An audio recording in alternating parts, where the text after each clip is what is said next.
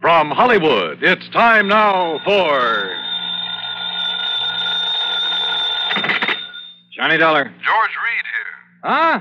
Hey, now listen, George. If Lloyd's of England keeps handing me cases, how can I work for the other insurance companies? Well, what I'm calling about this time isn't really a case. So what, as long as the company pays my expense account and maybe a nice little fee to boot? Fee? Sure. Well, I'm not even certain you'll need an expense account. Oh, then now, wait a minute. Johnny, I think you'd better come over here to my office so that we can talk about this. Well, I don't want to sound chintzy, George, but a cab to your place will cost me over $1. Oh, well, that can go on the expense account, of course. Good. Then as long as we've established the expense account for this thing, whatever it is, I'll see you in a few minutes. Well, now, there's no hurry, Johnny, so just take your time. Huh? I said take your time about getting here. Yeah? I'll be right over.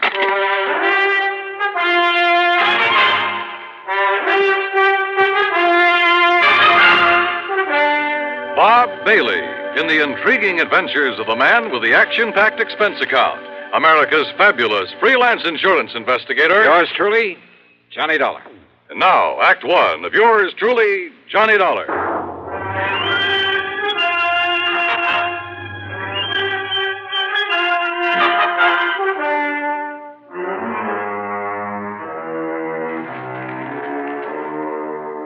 Expense account submitted by Special Investigator Johnny Dollar to Floyd's of England, North American Office, Hartford, Connecticut.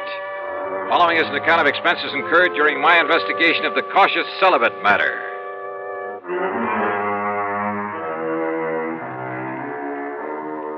Wait a minute. Over the phone, George Reed did not tell me what he wanted me for. Also, he very plainly said not to hurry. Item 1, $1.20. No, make it $1.50 for a taxi down to his office. Go right in, Mr. Dollar. Mr. Reed's expecting you. Okay, thanks. Oh, come in, Johnny. Yeah. As I tried to tell you on the phone, there was no reason to rush over. Oh, yeah, I got the message, George. That's why I did rush. Oh, well, sit down. Sure. Well? Cigarette? No, thanks. I'll smoke one of my own. Oh, sure. But here, let me give you a light. Okay. Honey, I filled this thing just this morning. Here, give it to me. Oh, that's all right. I'm sure I can make it work. Well, what is this, George? Some kind of a stall? Oh, here, give me. Well... As for you, I don't think you were trying. I guess I didn't flick it hard enough. Yeah. Now, what's on your mind? Well, you got back from that assignment out in Oklahoma sooner than I expected, from that town with the unlikely name of Bum Spung. Well, it's really the name of Durango Laramie Delhart's ranch.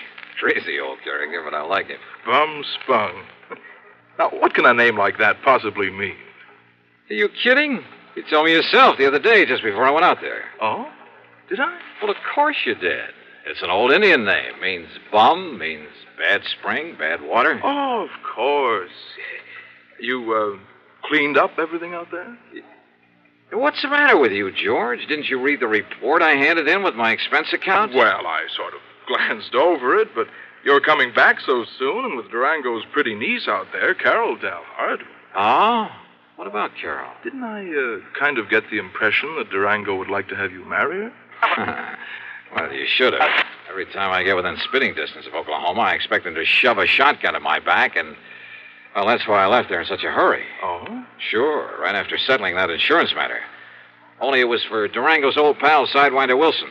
Another character. Yes, Durango was here in Hartford, but Carol was there, wasn't she? Yeah, she certainly was. And, George, I'd love to have stuck around a while, to be with her. Mm-hmm. But when I got word that Durango was about to get back there, that he was bringing along a preacher, brother, I took off. Why, Johnny? Why? Well, let's face it, George. I'm afraid I'm a confirmed celibate. Well, at least you say you are. But, aren't you rather fond of Carol Dalhart? Well, I've told you, she's a living doll. She's tall, dark, and very beautiful. She's intelligent. She has a lot of spark, a lot of spunk, too, and a wonderful sense of humor. Uh-huh. Yeah, to put it bluntly, Carol has everything. Everything a man could possibly want. And, George, when I take that gal in my arms, Why don't you marry her, Johnny? Confirmed bachelor, eh? You don't sound like it. No. Sometimes when I think about her, I don't feel like it. Well, then? No. Let's stop talking about it. Why? Because, George, I'm not marrying. Not Carol or anyone else. At least, not right now. Someday, perhaps? Not now. Best years of your life, Johnny. And with someone like her. George, I've made up my mind about this whole thing, and that's that. Yes, but I'll bet if she were to walk in here suddenly... I said, cut it out, please. And listen, what difference does it make to you? What business is it of yours? Well, of course, it wouldn't hurt me a bit from the standpoint of client relationship. Huh? And after all, Durango is a mighty good client. You mean to say you've been giving me this big marriage build-up just... George, so help me, I ought to wring your neck. Oh, well, now, Johnny... But come on now, you've been stalling around long enough.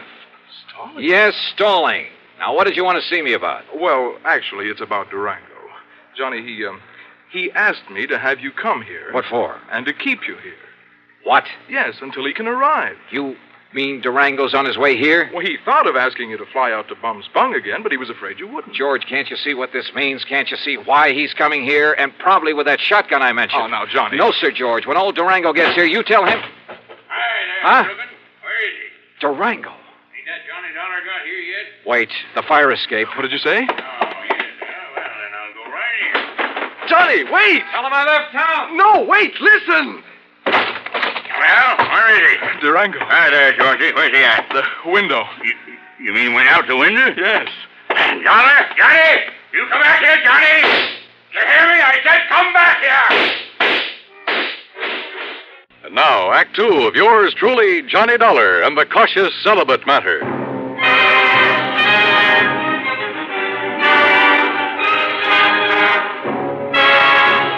Needless to say, when that wild old character, Durango Laramie Delhart, started shooting at me from the window of the office building, well, I really made time down that fire escape.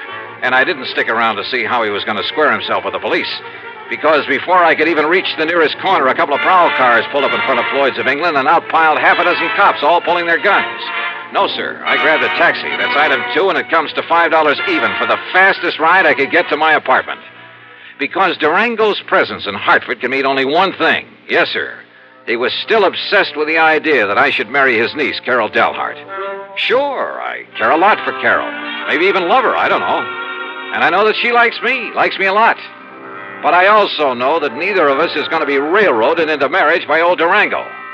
Yet there couldn't be any other reason for his coming here. So I dragged out a couple of handbags and proceeded to pack them well.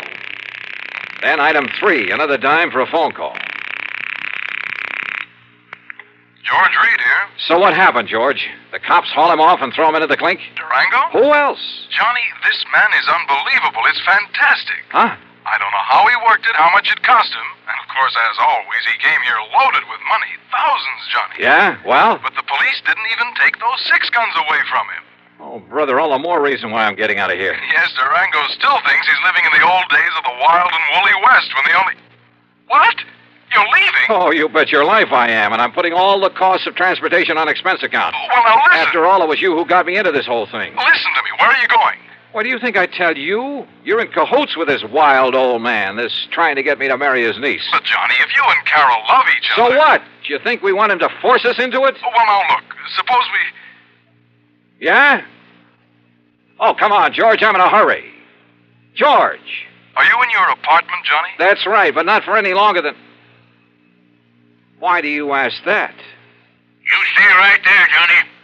Durango. You just stay right there. I'm coming right over. I gotta talk to you, young feller, and that ain't all. You hear me, Johnny?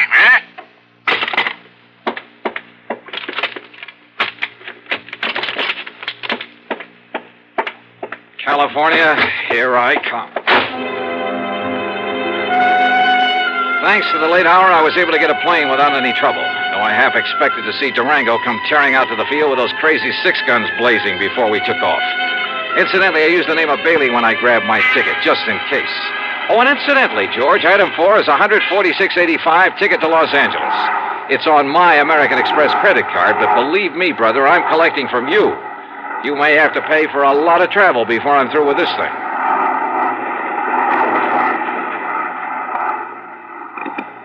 This is the pilot speaking. will be landing in Chicago in about 10 minutes. Weather is clear, the moon is bright, and ground temperature is 52 degrees. Is there a Mr. Johnny Dollar on board? A Mr. Johnny Dollar. I don't have him listed among the passengers, but is there a Mr. Johnny Dollar on board? Stewardess. Yes, Mr. Bailey, isn't it? This Johnny Dollar you're asking for, a friend of mine. I guess he missed the flight. Yes, I guess he must have. Anything important for him? Well, just a radio message. Well, as I say, I'm a good friend of his, so why don't you let me see that message, and perhaps I can, well, you know. Oh, no, sir. I'm terribly sorry, but that would be against regulation. Well, what if it's anything I'm important? sorry, but thank you just the same. Fasten your seatbelt, please. Yeah, sure.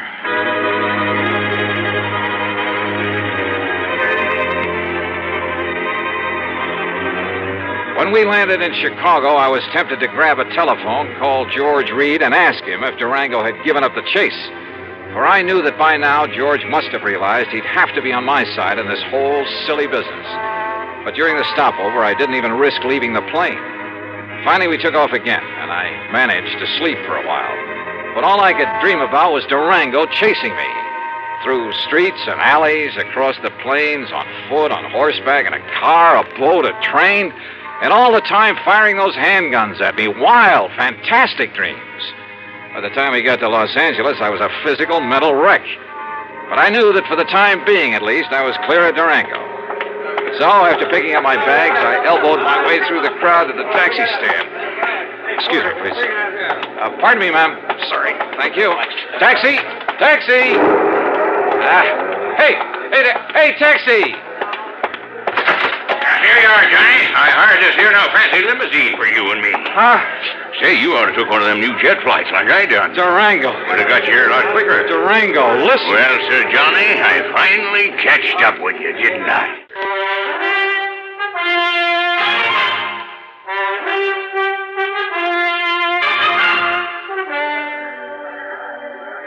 Durango. Well, Sir Johnny, I finally catched up with you, didn't I? Yeah, I guess you did. Well, you were the slipperiest young maverick I ever did see. Now, heist yourself up in this here now fancy limousine that I hired for us. Okay, Durango, whatever. Huh? Huh? What's the matter? Look, that man. Where? The other side of your car.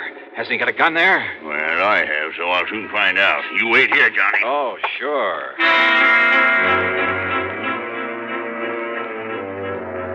I dropped my bags and tore back onto the passenger ramp.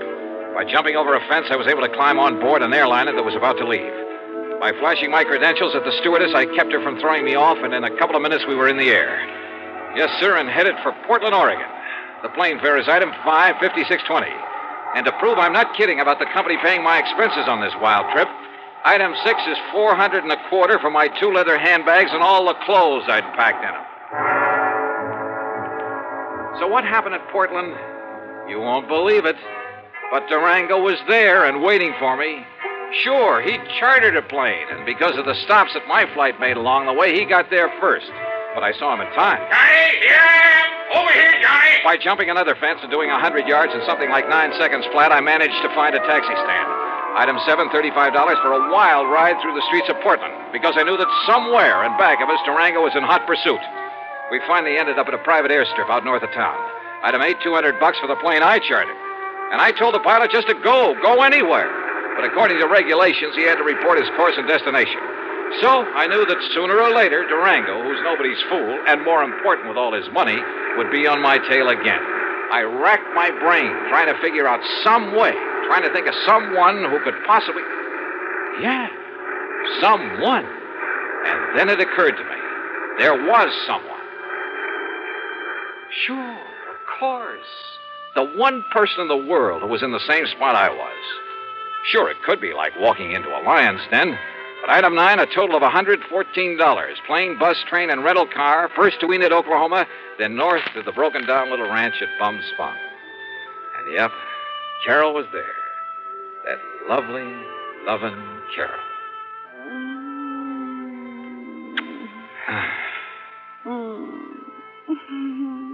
Oh, easy, gal, easy.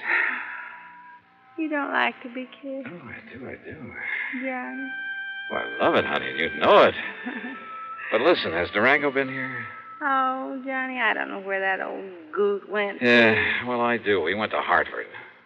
Hartford? Yeah, Hartford, gunning for me. That crazy old man is so set on having us get married, Carol. Well, sure he is, but to go all the way to... Well, now, that's just carrying things too far. Yeah, I think so, too. I mean, if he thinks that by waving a 6-gun around... Listen, Johnny Dollar, I'm real gone on you. You know that. Well, yeah, and I think you know how I feel about But that doesn't mean that just because old Durango wants it that way, we've got to get hitched up together. No. At least not right away. So if he thinks he can shotgun you and me and... Oh, no. Durango! I knowed he'd be coming back to you, Carol, so now we really celebrate. Durango, you crazy coyote! Now, Durango, you stop that. You put down that gun and listen to me.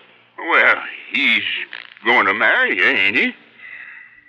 Well, ain't he? No, Durango. No? No, at least, well, not now. And in spite of the way you've chased me all the way across the country. Yes, Durango. Well, sure I chased you, but not on account of Carol, Johnny. Huh? Well, sure. I hope all the time that sometime you and her will get married up together. Well, then? But I give up trying to force you kids doing it. Huh? Well, I just figure when you're ready, well, then you will. But going to Hartford and chasing me that way. Huh?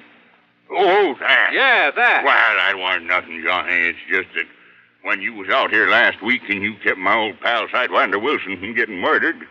you know, Sidewinder's my oldest pal, Johnny, and my best friend. Yeah, that's true, Johnny. And when you passed on the word that he was the one that found out about that killer, well, Johnny, what do you know now? He's the new chief of police down there at Fairweather. Yeah, well, bully for him, but I still don't see... So you being so good to him, I just wanted you to know I appreciate it.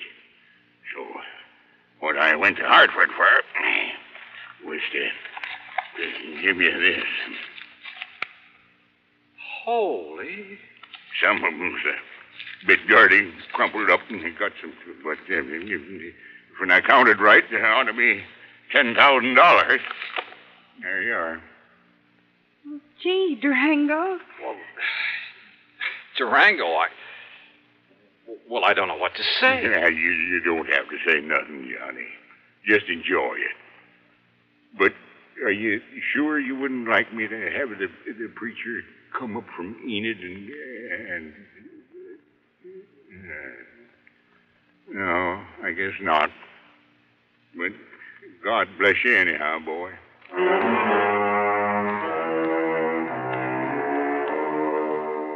This time I did stay over for a couple of days.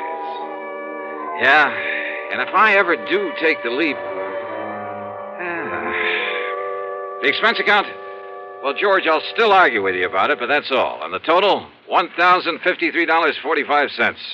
Yours truly, Johnny Dollar. Here's our star to tell you about next week's story. Next week, a string of holdups, and behind them all is... Well, why don't you listen, find out for yourself. Join us, won't you? Yours truly, Johnny Dollar.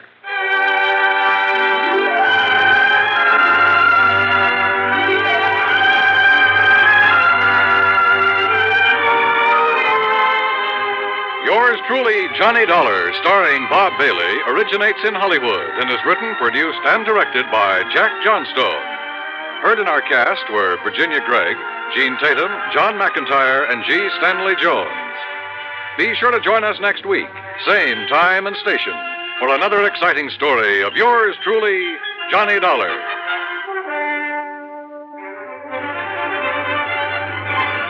This is Dan Coverly speaking. See How He Runs on Suspense is next on the CBS Radio Network. You've been listening to the OTR Gold Network. Find more classic radio at otrgold.com.